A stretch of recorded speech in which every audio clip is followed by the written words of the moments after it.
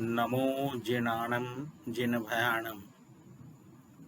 आज मन अत्यंत प्रसन्न है, कारण कि हम सब और हमारा पूरा समाज आचार्य श्री विशुद्ध सागर जी महाराज का 50वां जन्म कल्याण मना रहा है।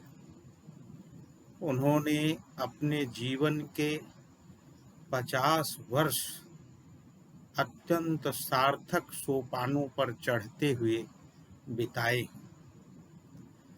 ऐसे महापुरुष का जहाँ भी जन्म होता है वह स्थान पवित्र हो जाता है, वह माता की कोख पवित्र हो जाती है। वैसे सुपुत्र को जन्म देती है जो कि संयम के पथ पर चलकर जन जन को आह्लादित करता है, जन जन को उसके जीवन का सही पथ दिखाता है। ऐसे हैं हमारे आचार्य श्री विशुद्ध सागर जी महाराज।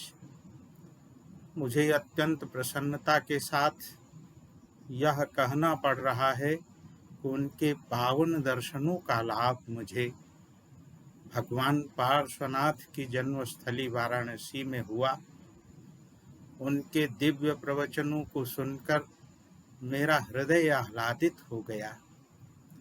उन्होंने जैन सिद्धांत के गूढ़ विषयों पर जिस तरह से सरल भाषा में प्रकाश डाला, उसे सुनकर मुझे लगा कि इस प्रकार के संतों के प्रवचनों से सभी का बहुत लाभ हो सकता है। न केवल समाज का अपितु विद्वानों को भी उसमें मार्गदर्शन प्राप्त होता है। संत सही विचरंत मही, सच्चे संत इस धरती पर विचरण करते रहते हैं, अपने ज्ञान का प्रसाद लोगों को बांटा करते हैं। और आचार्य श्री विशुद्ध सागर जी महाराज उन्हीं उच्च श्रेणी के संतों में एक संत हैं जिन्होंने दिगंबरत्व को अपनाते हुए ऐसे संयम में चरित्र का जन समुदाय के सम्मुख प्रदर्शन किया है जिससे जन समुदाय का मस्तक गौरवान्वित है। उनकी शिष्य संपदा भी अत्यंत समृद्ध है। शिष्यगण अत्यंत विनीत हैं और ऐसा प्रतीत होता है कि उन्हें नित्य प्रति अपने गुरुजी से ज्ञान लाभ प्राप्त होता रहता है। वे सब भी संयम के सोपान पर अहरनिश चढ़ते जा रहे हैं। आचार्य श्री विशुद्ध सागर जी महाराज के जीवन में सबसे बड़ी उपलब्धि जो मैं देखता हूँ, मानता हूँ, उनका अत्यंत सरल और गंभीर व्यक्तित्व। उनकी आँखों में विद्या की चमक, उनके मस्तक में धीरता, गांभीर्य की चमक और उनके विद्या वैभव का एक बहुत ही कांतिमयी ओरा उनके चतुर्दिक विद्यमान है। विद्या का वैभव एक ऐसा वैभव होता है जो आत्मा के आह्लाद को प्रकट कर देता है। आवरणों के क्षय होने से आत्मा का जो परम स्वरूप है वो निखरना शुरू होता है और शायद अपने ज्ञान के क्षयोपशम की इसी बड़ी भारी उपलब्धि के कारण आचार्य श्री आज अपने इस व्यक्तित्व को हम अपने में समेटे हुए हैं और उनका व्यक्तित्व उनके कृतित्व के माध्यम से हम सब लोगों को मिल रहा है।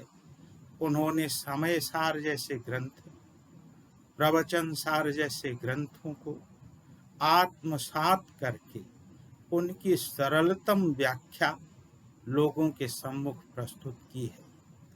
जीव तत्व को उन्होंने अंतस से समझा है, उसी तरह से अजीव तत्व को भी उन्होंने गहराई से समझा है, स्वतः समझ लिया और आज वे समाज के उन तत्व पिपासुओं की पिपासा को शांत करने में पूर्ण रूप से सक्षम हैं, जिन्हें तत्व के उन गूढ़ तत्वों को जानने की जिज्ञासा है।